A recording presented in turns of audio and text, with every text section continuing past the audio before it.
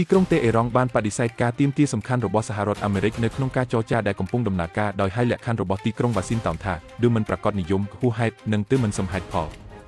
មន្ត្រីអេរ៉ង់និយាយថាសហរដ្ឋអាមេរិកបន្តផ្លាស់ប្តូរជំហររបស់ខ្លួនខណៈពេលដែលទាមទារសំទានសំខាន់លើសកម្មភាពនុយក្លេអ៊ែរសន្តិសុខតំបន់និងច្រកសមុទ្រហាមមុខ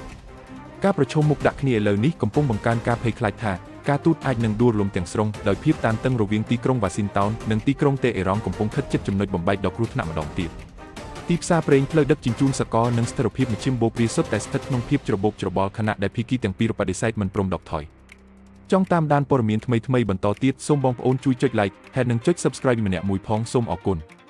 ទីភ្នាក់ងារសារព័ត៌មាន TASSNIM ដែលមានទំនាក់ទំនងជាមួយ IRGC បានរាយការណ៍ដោយដកស្រង់ប្រភពព័ត៌មានដែលជិតស្និទ្ធនឹងក្រុមចរចារបស់ទីក្រុងតេអេរ៉ង់ថាភាពខុសគ្នាសំខាន់នៅតែមានរវាងអត្ថបទចរចារបស់អេរ៉ង់និងសហរដ្ឋអាមេរិកទោះបីជាមានការផ្លាស់ប្តូរនៅក្នុងសេចក្តីព្រាងចុងក្រោយរបស់ទីក្រុងវ៉ាស៊ីនតោនក៏ដោយ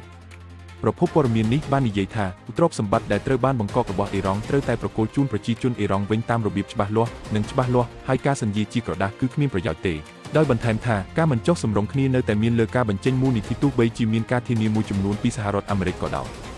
ប្រភពព័ត៌មាននេះក៏បាននិយាយផងដែរថាអេរ៉ង់ពិតជាចង់ទាមទារសំណងពីសហរដ្ឋអាមេរិកលើសង្គ្រាមខែមីនាប្រភពព័ត៌មាននេះបាននិយាយថាទីក្រុងវ៉ាស៊ីនតោនបាននិយាយអំពីការបង្កើតមូលនិធិអភិវឌ្ឍនិងកសាងឡើងវិញប៉ុន្តែនៅតែឆ្ងាយពីការទាមទាររបស់អេរ៉ង់លើចំនួនទឹកប្រាក់និងបញ្ហាផ្សេងទៀត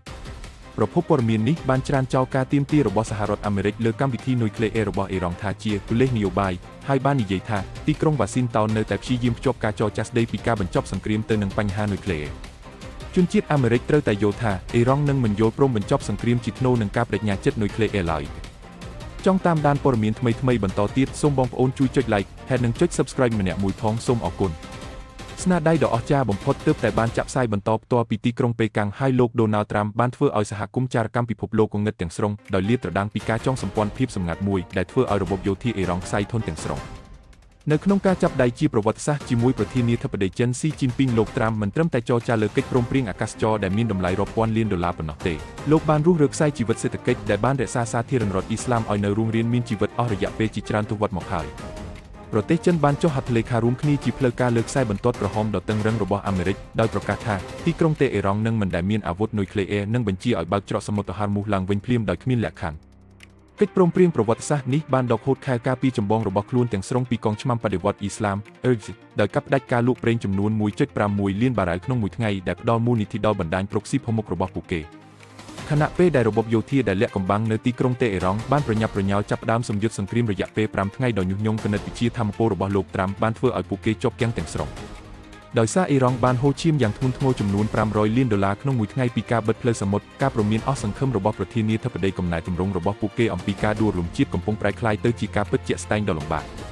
ស្វែងយល់ពីព័ត៌មានលម្អិតដ៏គួរឲ្យភ្ញាក់ផ្អើលនៅពីក្រោយកិច្ចព្រមព្រៀងដែលបានរចនាឡើងវិញនៅទល់ឲ្យភាពអំណាចសកលនិងបានធ្វើឲ្យម៉ាស៊ីនយោធាដែលប្រដាប់ដោយនុយក្លេអ៊ែរជាប់គាំងទាំងស្រុងចង់តាមដានព័ត៌មានថ្មីៗបន្តទៀតសូមបងប្អូនជួយចុច like ហើយនិងចុច subscribe ម្នាក់មួយផងសូមអរគុណ